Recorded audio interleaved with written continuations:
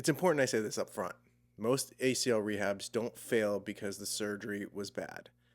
They don't fail because there was a mistake in the surgery that all of a sudden your ACL blew up after going back to doing the normal things that you normally do. They fail because the process, the rehab mindset, the strategy, the execution was incomplete. The what you did after. Because you don't just need a good surgeon, you need a smart game plan if you're going to have your ACL redone. And honestly, you need to stop playing by the outdated rules that we've learned when I was in PT school a long, long time ago. So, in this episode, or in this video, I'm going to be breaking down the 5 biggest mistakes I see in ACL recovery today. It's 2025, it's May 2025. We're going to go over 2 big mindset mistakes if you're recovering from an ACL injury, and then 3 tactical mistakes that people often neglect and they miss. Whether it's with their rehab or whether it's with their own personal exercise program. Because I'll be honest with you, ACL rehabs, they still are very common and they have great outcomes. But when you start out in ACL recovery and rehab poorly, it is hard to come back from that. You have to take your recovery approach seriously, and you have to know what you're getting into before you do it. We often now hear of ACLs as something that's a little bit more routine, but I've seen my fair share go bad when they are not prioritized and intentional with regards to how we go about the rehab. So that's what we're going over today. For those that don't know, my name is Amar. I'm a physical therapist. I should start calling my doctor Amar, but here we are. I've been a PT now for way too long, 16 years. No, 15 years. And I own a sports and performance-based PT clinic in Bellingham, Washington called Everstrong Therapy. I treat athletes. I treat pro athletes a lot. I treat most of my clientele is very active and plays sports to some capacity. And so my business is all about performance and optimizing our bodies and mechanics in order to move and do the things we love. So for context, let's get started. For context, ACL injuries have been around forever, but in 2025, there's been a lot that has changed. The tools are better, the research is deeper. There's new research even coming out around conservative management for ACL tears where we don't do surgeries. And instead we have different bracing protocols.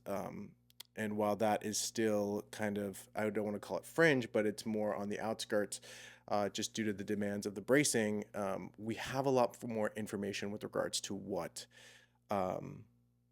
happens in an ACL tear. We also have better tools. So we have things like force plates. We have things like movement analysis that's AI driven that we can plug our phone into. We have things like blood flow restriction therapies. You name it. We have these new tools now with regards to the rehab protocols. But here's the kicker. No matter what the new tools are, no matter what the new things are, no matter what the new research is, they haven't led to better results. They haven't led to more specifically less re-tears. In fact, you could argue that due to the demands of the sports we play or due to our impatience with kind of getting back to full speed, our results now with regards to re-tears and long-term prognosis are the same or not better. We still have to apply these new tools intelligently. They are amazing and they are great and they can lead to better outcomes if we are smart about them. This is where most rehab protocols fall short. We're so excited about using these things and pushing. And this episode is not meant to be about fear. It's not meant to be about, if you're undergoing an ACL soon or if you are looking to get an ACL surgery. I'm not trying to scare you.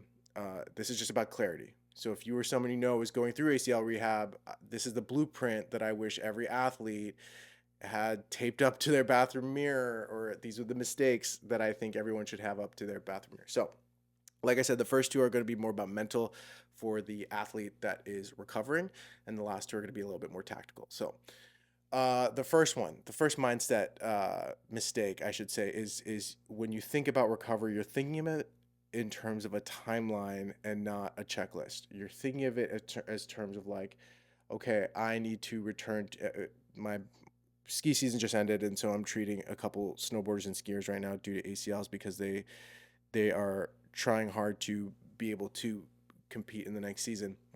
And so, because ski season just ended here a little bit ago, or snowboard season just ended a little bit ago, we're seeing a lot of fresh ACLs now.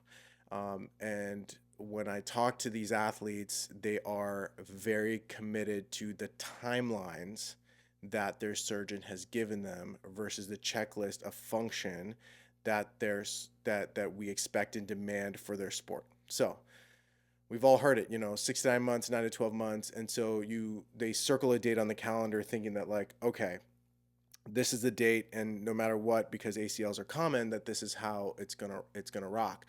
But the truth is, the body doesn't care about your calendar. It doesn't care that you have something coming up. It doesn't care about the marathon you have to run next month. It doesn't care about when the season opens up again.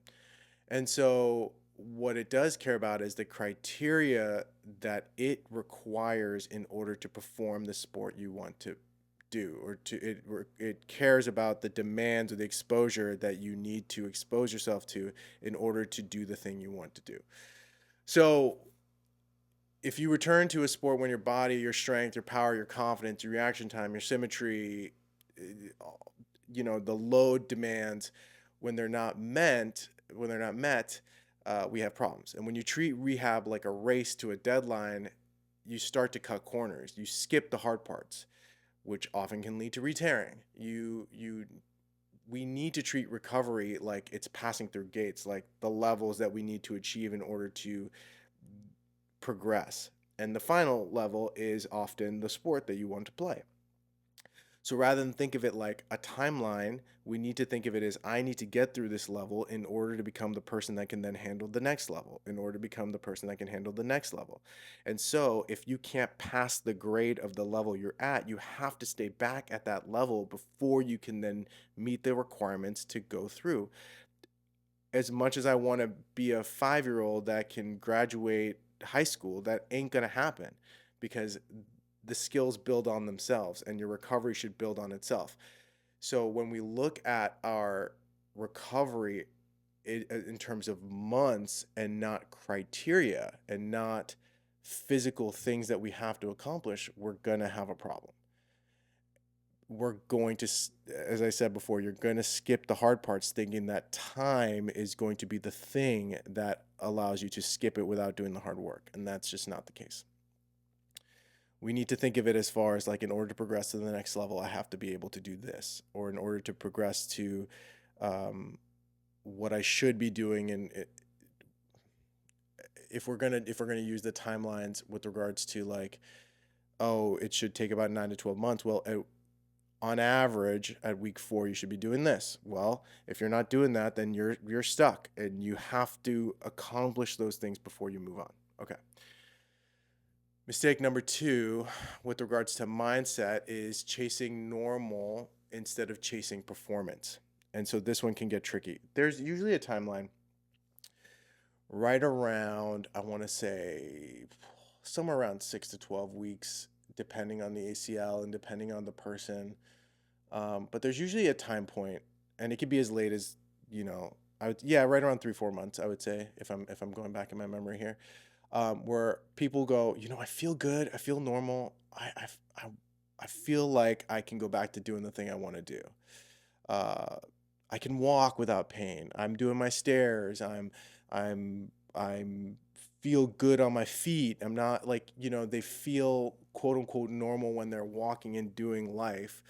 But in reality, you doing the thing that feels normal is the thing that got you hurt. And we also have to understand the demands of you being functional is very different than the demands of your sport and being optimal. When we look at what our goals are for ACL recovery, I want you to think of your goals not just as far as, like, getting back to where you were before, but more important is to think about yourself as getting better and being more resilient this time than you were last time. So ACL rehab is a golden opportunity to kind of rewire how you move, you train, you recover, you compete, you think about how to do the things you want to do. Because often, especially now that ACLs are getting younger and younger, we have people, and I have athletes that have kind of leaned on getting things done, quote unquote, their way, um, which to some degree can be an advantage, but oftentimes those can lead to the habits that then build into possible dysfunction. And so instead of thinking about it as far as like, hey, when can I jog again, or when can I run again, or when can I jump again, it's how can I absorb force equally on both sides? How can I produce force equally on both sides? How can I decelerate, accelerate, react under pressure? Um, we are we're not trying to chase our old identity in order to appease our ego. We're trying to rebuild a new, more resilient body that can tolerate the demands of what you want to do. Um, and so that's how you come back better. It's you have to be willing to put the ego aside and do things that are slow and monotonous, and that are not fun, and that you're not going to be good at in order to become more resilient of a person. And oftentimes when we're dealing with athletes, our identity is so tied to the things that we can do that we want to get back to doing those things as fast as possible. And I get it. I empathize with that idea, especially if you are someone that uses your physicality as an identifying characteristic, and therefore when you are injured, it can become very, very emotional, and very taxing from a psychological perspective, because you don't know who you are anymore if you can't do the thing that you do. Um, but I would encourage you to try to reframe that mentality around trying to be better than the person you were yesterday, or trying to be better than the person that you were when you got hurt, because it does matter. And if you can take the time now and invest the time now when you have it, it will make for a better athlete. Okay, time to get into the tactics. So I'm going to take a little sip of my energy drink here today. We are rocking white gummy, bucked up energy, white gummy deer energy. I'm not affiliated with any energy drinks. I just happen to drink them on the regular. So hate if you want to. My wife doesn't approve, but we're doing the thing. So okay, mistake number 3 and the first tactical one. So now we're going to get into tactics around how we're recovering, and the things we should be looking out for, especially when you're undergoing rehab. Like if you have a PT and you're finding that some of these things are not being done, it's worth a conversation with that physical therapist to say, these are some things I feel like I need for my sport, especially when it comes to high level performance. If you are someone that performs at a high level, these are things that should absolutely be check marks on your list. So the first one is ignoring strength standards.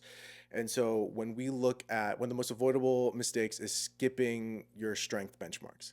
I see athletes get cleared to run, cut, play, even though they have asymmetries, even though they have a huge discrepancy between their right and left side. Your quad strength matters, your hamstring strength matters. These things, it's not just about like my body can do my thing. When you're talking about an ACL tear, you need to have good control of your quad and your hamstrings, and you need to be strong within your quad and your hamstrings in order to prevent a re-tear, especially if you're going to go into athletics. This is not a generalized thing. This is not a kumbaya, everybody is equal type of thing. This is you have an injury and you want to get back to a sport. You need to treat your surgical side with data and not with subjective measurements. So we need to look at objective data. And as far as what we're talking about your LSI, or your leg symmetry index. We're talking about torque measurements. We're talking about isometric testing. We're talking about real-time force output comparisons if we have them. We're talking about using all the tools at our disposal to measure strength, and to measure quad and hamstring strength specifically. So what I use in the clinic, I use leg symmetry index, and I use torque measurements as a way to test asymmetries between the two sides. When you're talking about ACL, you want to get the legs as symmetrical as possible, especially towards the tail end of rehab. You want to have, 90-95% LSI where the legs are as close, if not, where the surgical leg is as close to the non-surgical side, if not stronger than the non-surgical side. Because if your body doesn't lie, and if you compensate, long enough, you will end up with meniscus damage, patellar pain, or worse, a second ACL tear, because that demand is going to go somewhere. And so you have to build the strength, you have to earn the reps, you have to then move forward once you have that, in order to then progress to the plyometrics part, or the cutting part, or the running part.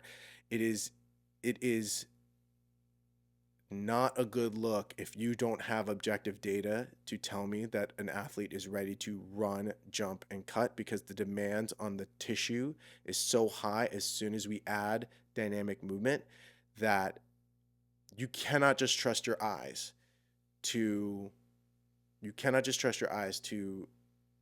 say that somebody is cleared to do that. It's just not good. Okay. Fourth total mistake, second tactical, and we're kind of moving into this, which is the plyometric part, is understanding the roles of plyometrics. And this is more specific towards, like I said, your high level athletes. Is oftentimes I have seen athletes go through ACL rehab, and all of a sudden they get discharged from their physical therapist when they can squat. Or they get discharged when they can move under control, pain-free. We have to understand that with ACLs in particular, the demands of the knee with athletes, we have to look beyond the positions that in which we're in full control. So we have to look at plyometrics. And so your rehab is not done when you can squat. It's done when you can land, when you can cut, when you can jump, when you can react without hesitation. And that hesitation is also a big part of it. Most rehab protocols fall short at that tail end. Most rehab protocols fall short at that last bit of function, or not even function, of like sports specific function, because you can go from rehab strength work to a jog to a sprint to a return to play, but you can't do that without a plyometric bridge. Like, you need a plyometric bridge to get you from point A to point B. If you can't land a single leg death drop with control, you're not ready to cut at full speed on the field with chaos. Like, you're just not ready to do that. Plyometrics teach you deceleration, reactivity, and real-time motor control. They rebuild your trust in the leg. And if you want real carryover, you can have progressions like single leg hops and lateral bounds and box drops and death jumps and multi-directional hops with reactionary cues. These are the tools that you use, and that's the transition from where ACL rehab becomes performance training. But you cannot skip this chapter if you want to return to your sport, because as soon as you add air in between your foot and the ground, everything changes. The dynamic movement changes. Your reaction has to change. It becomes about timing. It becomes about how you're going to absorb load, and the amount of load changes as soon as you leave because of this magical thing called gravity. And so we have to take that into account.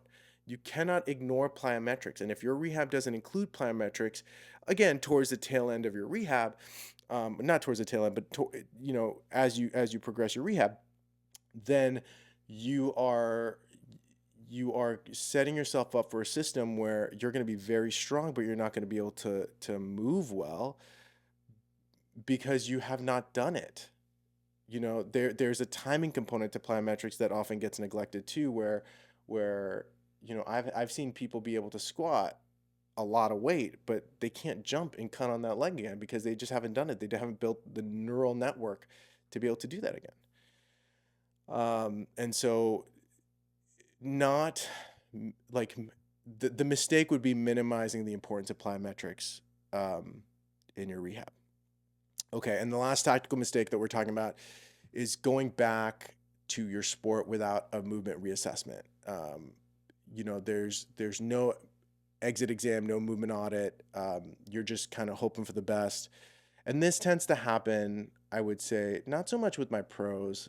It's like this weird middle category of people that like to play a sport. You can call it your weekend warrior, where they're feeling good, and so so they, towards the tail end of their rehab, the sessions start to space out, right? Because they're doing more on their own in the gym, and they're kind of like, they're more independent with their movement mechanics, and so they kind of fade out into the mist where they're like, yeah, my knee's been feeling good, and so like, I don't think I need to come in. I've been doing everything that I feel like I need to do, and then they'll go back to playing their sport.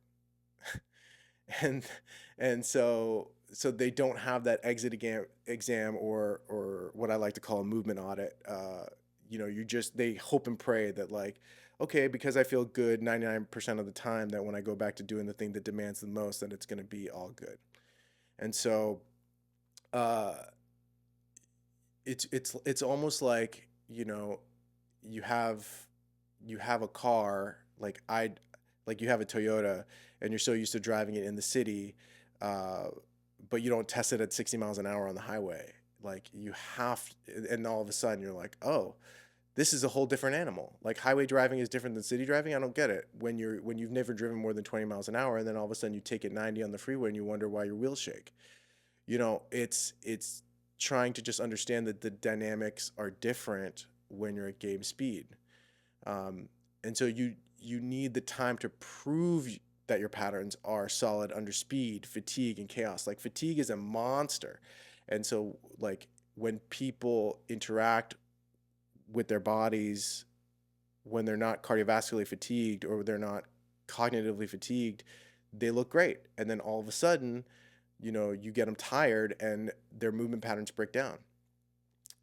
It's like Mike Tyson said, everyone has a plan until they get punched in the mouth. And then once you get punched in the mouth, all of a sudden we find out who you really are. And if you have not tested that knee under who it really is at the time, you could be in for trouble. So what does that testing look like? We've talked about before, but like drop jump testing, lateral shuffle and deceleration drills, change of direction under time constraints, under fatigue constraints. Obviously there's return to play protocols, challenging cognitive demand while you're undergoing some form of load. It's just about making sure that you add the stress to the system, because ACL injuries don't happen during warm-ups. Usually they don't happen when you can think fresh or when your body's fresh, and you can like really focus on the landing mechanics and everything. They happen when you're tired and you're gassed and you land funny. They happen when it's messy. They happen when it's fast and reactive. If your rehab doesn't include pushing you into those messy places, then it's not complete. And so if you are an athlete and if you are planning to find yourself in messy places, you need to train for messy places. Yeah, that would be that last piece. So to recap, 5 biggest mistakes that I see in ACL recovery in 2025. Number 1 is to think of recovery as a timeline and not a checklist for performance, is to think of it as far as months and not the things I need to be able to do. Number 2 is you're chasing normal instead of thinking about coming back stronger. You're trying to match baseline rather than think about like, oh, baseline is the thing had the issues that I needed to address in the beginning, which is what caused the ACL tear to happen in the first place. And so we want to instead think of it as like, oh, we're here to fix the underlying issue, not just the thing, not just my ACL. Number 3 is skipping your strength benchmarks and looking at subjective data instead of objective data, especially on the surgical side. We're not trying to guess here. We have the data, we have the research, we need to use it. 4 is looking at plyometrics and dynamic loading, and reactive movement as a very important step that often can get neglected with standardized PT protocols. And lastly is going back to your sport without real world movement assessments, particularly under different stressors. So cardiovascular stress, cognitive stress, or both. In closing, I just want to say ACL recovery is not just about healing the ligament. It's about upgrading your system. You're getting a new ligament, and it also gives you opportunity to upgrade yourself physically, mentally, and strategically. You're going to go through it. It's going to be hard. and knowing that in advance allows us to prepare for it. If you do this right, it can give you a clear edge, right? If you're doing this with the right teammate and the right partner and the right rehab team, the right surgeon, you're gonna be fine. It's just about being ready. It's not about being cleared. It's about being ready. It's about being ready for the demands of your sport.